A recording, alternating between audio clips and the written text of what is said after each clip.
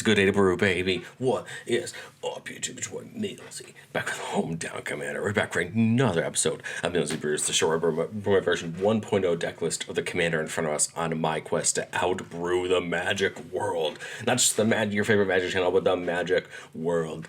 And today we're continuing Vampire Week with Carmen Cruel Skymarcher. I mentioned yesterday in the Clavellania video that I actually decided to take my Vampire precon and try to swing it a little bit more towards Lifegain, and I decided to actually switch over to Carmen, and I hope today to explain why I did that, show you kind of how I built the deck, and see if this is something that might interest you instead of Clavellania, although he is definitely still on the list.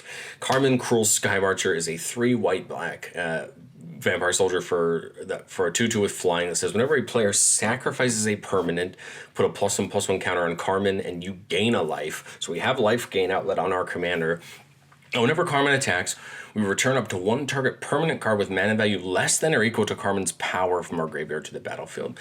That is 2 effects that we're going to care a lot about, and I'm going to break down how we're going to do that in a second, but I just want to make sure I remind you guys that the deck list is going to be down in the description for you to use and inform your deck building however you like. I love when you guys ask me questions about the decks down in the comments, and I hope you will do that. All right, so the deck's going to be built to do 2 things. One, we have a life gain outlet in our commander, and I think this is kind of important because we already are going to probably play Aristocrat style anyway. I think that's what the white-black vampires and Ixalan do so well, is this aristocrat-y style gameplay. But the other thing that we get to add in as well is that most of our vampires, especially the tokens we're creating, have lifelink. So we're going to always be gaining life, and Carmen's great because she's just going to continue to gain us life. We have so many things that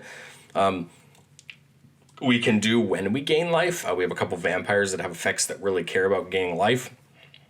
And not only that, but we have one of our 2 most infamous black enchantments in Sanguine Bond that says whenever we gain life, target opponent loses that much life. So I'm actually choosing to take Exquisite Blood out of the precon, put Sanguine Bond in, and actually focus on trying to benefit from as much life gain as I can, since Carmen is going to not only gain us life, but some of the rest of the deck is going to be built on gaining life and gaining value from it. Okay, life gain, Aristocrats. This is kind of a similar game plan to what we've always seen from an Aristocrats deck, but we're just going to add on a little bit more of that life gain off the top. Okay. Well, first off, we need fodder to sacrifice, right? We need ways to sacrifice creatures to get benefit. And I think the precon gives us a couple cool ways to do that. Charismatic Conqueror is a 2-mana vampire soldier that with vigilance says whenever an artifact or a creature enters the battlefield untapped under an opponent's control, they may tap that permanent. If not, we get a 1/1 vampire creature token with lifelink. This is kind of a cool pseudo blind obedience ability. It's going to allow us to just amass some of those tokens up that we can then use to sacrifice or attack. Because remember, because they have lifelink, even just attacking with them and dealing damage could potentially trigger these life gain abilities we have enough to take advantage of that. We're playing, and we're going to be loving our new enchantment from the deck, March of the Canonized, an X-white enchantment that makes X 1/1 tokens with lifelink. And then it says at the beginning of our upkeep, if our devotion to white and black is 7 or greater, we make a 4/3 demon vampire creature token with flying every turn. And that's pretty great because then that means every turn we're going to be getting a vampire token. One of our most well-known white-black vampire commanders, and a new card from the deck that's very similar to it is Alenda and Alenda's Hierophant. Both of them have very similar ability. Alenda says whenever another creature dies, we put a counter on her. And Alenda's Hierophant says whenever we gain life, we put a counter on her. That one's going to be a little bit... I think both of them are going to be as equally easy to do when Carmen's out, although Alenda's a little bit easier because it doesn't care about our creatures dying, it's just anyone, so Alenda's a little easier to pick up. But they both have the same ability, which is whenever they die, we make X 1/1 tokens with lifelink, where X is their power. And what I really like about these two is that Carmen then, once she gets built up on attack, is going to be able to bring them back from the graveyard to the battlefield to allow us to rebuild them up again, sacrifice them for value, get all those 1/1s, and hopefully we can create a loop here where we're really using them to create a bunch of value. And then we do have Mavern Vein, Dusk Apostle, getting us a token every time one or more non-token vampires we control attack. So this is going to help us build up, a few tokens here or there. Like I mentioned yesterday in the Clavellania video, a card that I feel like we're going to see everywhere across all the decks we see built with Lost Caverns of Ixalan is Roaming Throne. 4-mana golem that says when it comes in, we choose a creature type, it's that type in addition to its other types. Whenever a triggered ability of another creature you control of the chosen type triggers, it triggers an additional time. Well, Carmen's a vampire, which means that it will trigger twice. I do believe both of these will trigger twice, and there's a lot of abilities in this creature pool that are going to trigger twice because it's because they're vampires. So Roaming Throne is a very important card.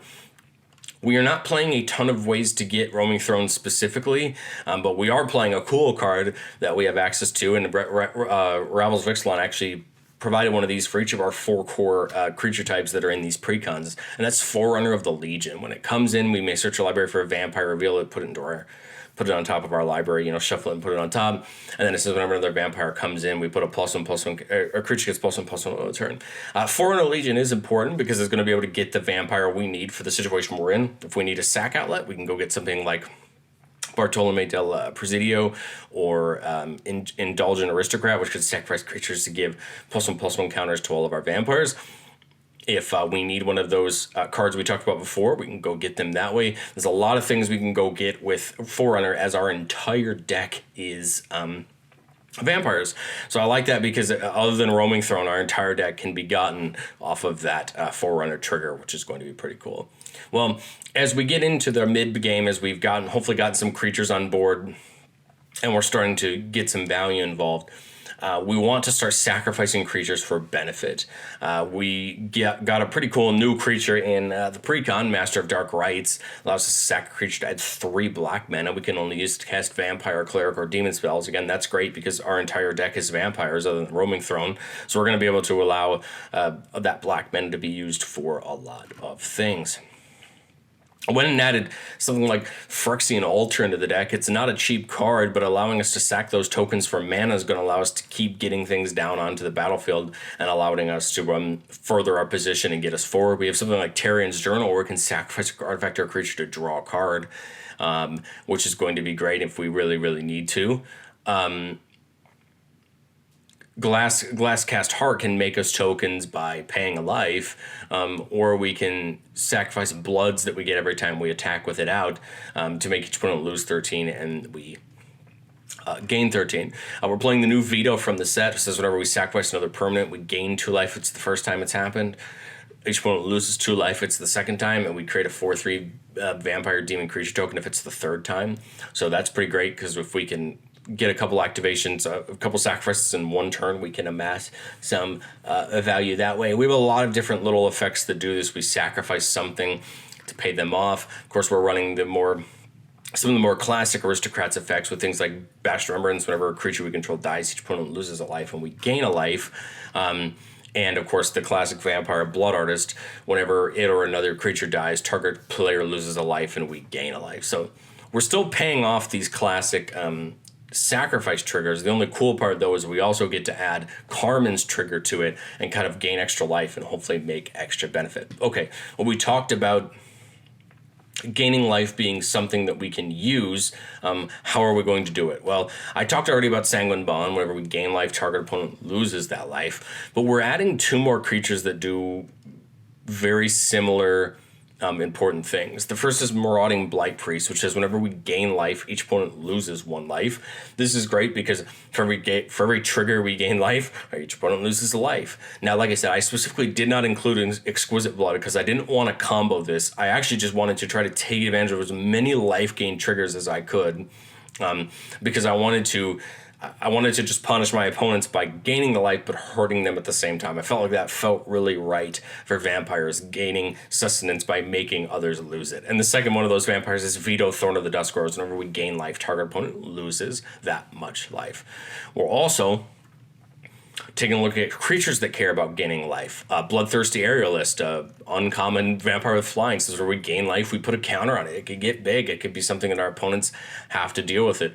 Bloodletter of Aklazat says whenever an opponent would lose life during our turn, they'd lose twice that much life. So we can hopefully take the life gain we're doing and make our opponents lose at the same time. Cruel Celebrant says whenever another creature, planeswalker, we control dies, each opponent loses a life and we gain a life. So here's more of that kind of sacrificing that we're going to see happen in the deck. And then one I think we can hopefully take some advantage of is Sanctum Seeker. It says whenever a vampire we control attacks, each opponent loses life and we gain a life. And hopefully those creatures attacking are our 1/1s with lifelink, so those 4/3 demons in the air we're making on Clavilanio and other abilities. And then we're gaining life even before we even get to the attacks, before we even get to damage. We are gaining life from that ability. So again, we're trying to jam pack as many of these lifelink abilities in the deck as we can. We have creatures with lifelink, we have creatures that make tokens with lifelink. The more lifelink triggers we can get, the better, and the more it's going to allow us to turn that around and actually hurt our opponents. And then one from the set is Amalia Benavides Aguirre. Ward, pay 3 life, but whenever we gain life, it explores. So this will help us dig through the deck, get lands, and put them into our hand. And if it's not a land, it can either go back on the top or put it in the graveyard. And it says, and then then destroy all of the creatures if its power is exactly 20. So we do actually potentially have the potentiality of a board wipe. But what I like about Amalia is it's giving us this explorer. It's going to help us churn through our deck, getting lands into our hand, getting non-land cards onto the top so we know what we're going to draw. But mainly, I think just getting lands out of the way, getting them into our hands so we can get them played down and kind of make sure we're always kind of running into good stuff. And again, I think it's going to be pretty easy for Carmen to get us a bunch of life gain triggers, because I think it's easy to look past whenever a player sacrifices a permanent. I think most people are going to think, oh, people sacrifice creatures, right? That's what people do. People sacrifice creatures, but this is going to pay us off for treasures. If people sacrifice treasures, clues, even lands. If someone uses their sacrifice lands like fetch lands and things like that, that's going to trigger Carmen. There's plenty of ways that we can take advantage of this trigger. So again, it'd be very easy just to think, oh, well, it's only if a creature gets sacrificed, but it's not. And hopefully that can help us take advantage of these Carmen triggers where we're almost hopefully going to be constantly gaining life. And what I love about Carmen is it's eventually going to become a threat in the air. Someone's going to have to take care of it. And our hope is that when someone tries to take care of it, we can use a couple spells in the deck that we've added in to protect it. Cards like Fake Your Own Death, Not Dead After All are going to help protect Carmen, hopefully. Both of them basically say when this creature dies, return to the battlefield tapped under its opponent's control. Fake Your Own Death gives us a treasure, and Not Dead After All gives it a wicked roll, which gives +1/+1 to that creature. So hopefully, again, just ways for us to, if someone does target it and try to destroy it, we can get it back. I also would heavily consider something like Kaya's Ghost Form as well to put on Carmen, just to protect it and keep it around just in case someone tries to get rid of it. Okay. Well, we've got our life gain payoffs. I think we could see a pretty clear plan towards the end. A card that I love as well in that life gain payoff is Feast of the Victorious Dead. It says at the beginning of our end step, if one or more creatures we control one or more creatures died this turn, it doesn't even say ours. It just says any creatures. You gain that much life and distribute that many +1/+1 counters. So depending on how many creatures that die, we can get a big brick of life gain at the end of the turn. Okay, well, I've said it before on this show, and I'll say it again. Not every deck is ever finished. This is a version 1.0 list. This is before testing. This is before realizing a lot of how this deck works. And I think there's a couple cards that I think could be really cool in the deck. I just couldn't find a spot for them. The first is the classic Exsanguinate. Here's the beautiful Commander Masters reprint with the vampire on it. It says each opponent loses X life when we gain life equal to the life lost this way. I think Exsanguinate could work really well in the deck once I find a spot for it in getting a cool bit of life loss. I think the perfect turn for a card like Exsanguinate would be sacrifice a couple creatures to a Phyrexian Altar or maybe an Ashnod's Altar to gain some mana, hit people for a bunch of life, gain a bunch of life, and maybe we can use something like Sanguine Bond or Veto to then deal that damage back to someone and maybe hurt someone out that way. Plumb the Forbidden is a card that's played in a lot of Aristocrat decks, and I think it would work well here. I just was trying to balance the deck out between going wide with vampires and aristocrats and life gain. It says additional cost to cast the spell. You may sacrifice one or more creatures. If you do, copy it for each time you copy it for each creature you sacrifice. Draw a card, lose a life. So this is a way to dig into our deck, get the things we need in our hand. I thought about something like Expedition Map. Carmen just says sacrifice a permanent, and Expedition Map's a great artifact, letting us sack it to go get a basic, go get a land card and put it into our hand. We can play things like Phyrexian Altar, that allow us to sacrifice creatures for mana. So I thought maybe Expedition Map would be fun, but again, I just couldn't find that place for it. And then cleric class, whenever we gain life, we gain that much life +1 instead. And then when you level it up, putting a counter on a creature for each life you gain could be cool to build up multiple creatures and not just build up Carmen. It'd be so easy just to build Carmen up and threaten for commander damage. But wouldn't it be better to build up multiple creatures at once and have your opponents be fearful of that? And then when you get up to the 3rd level, you can actually reanimate and bring something back. So that was my idea for Carmen. I have yet to play the deck, but I think this one looks pretty cool. But let's play test a hand or two.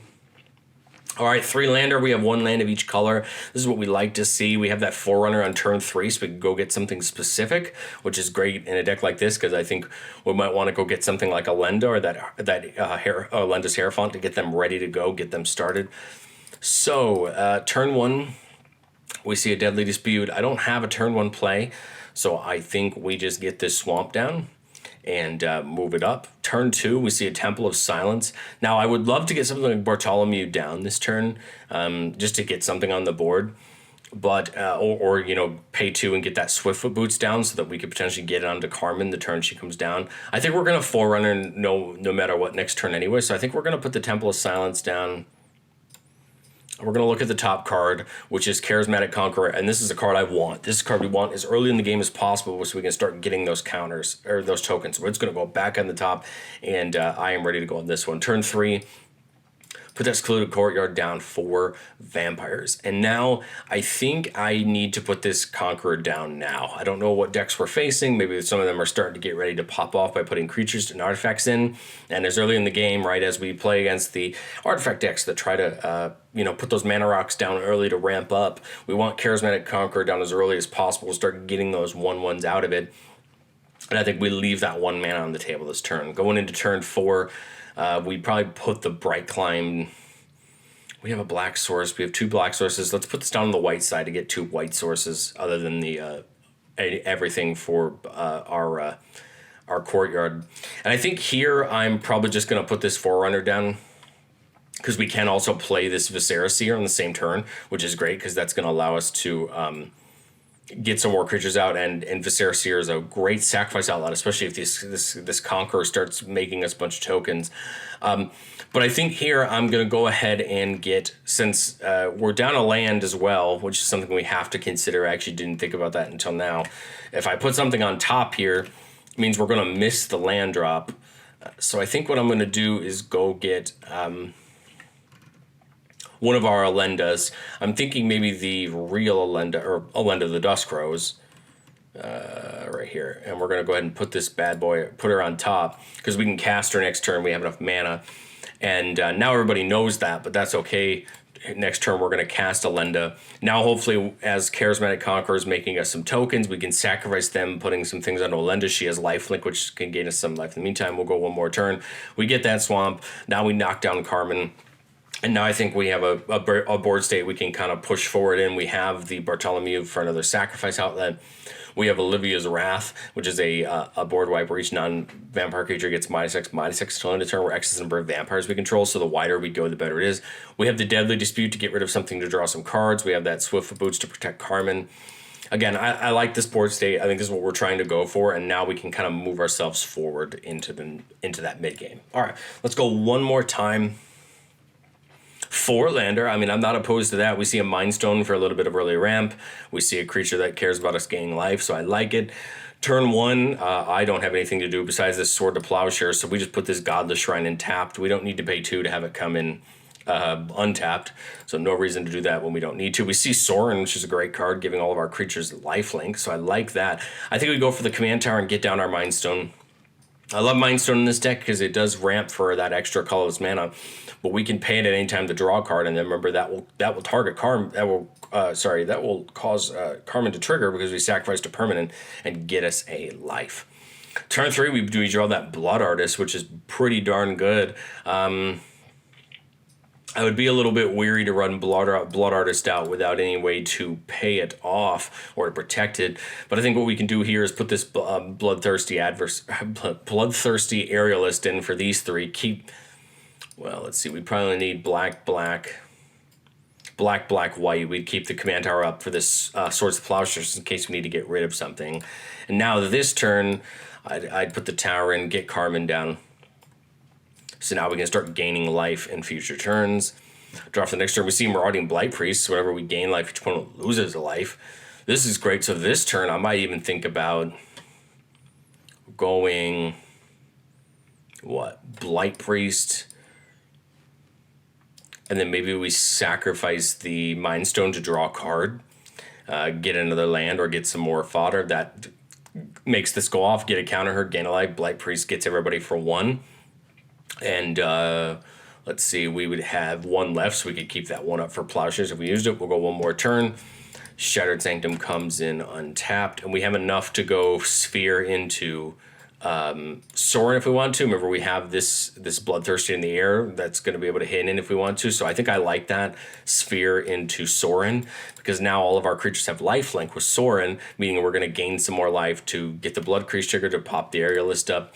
And again, now we just keep the board state going. I think the only thing we're missing at this point would be any way to make some tokens so we can take advantage of that Blood Artist to sacrifice them and get some life. But other than that, I like this board state, and this is a way we can kind of keep rumbling and fumbling forward. And again, next turn, if we don't find something, we can sacrifice that Commander Sphere at instant speed, draw a card, get the trigger. And I think this is, again, where the deck's trying to go, gain the life and hurt our opponents in the process. But let me know what you think of Carmen down in the comment section below, and I'll catch you guys next time.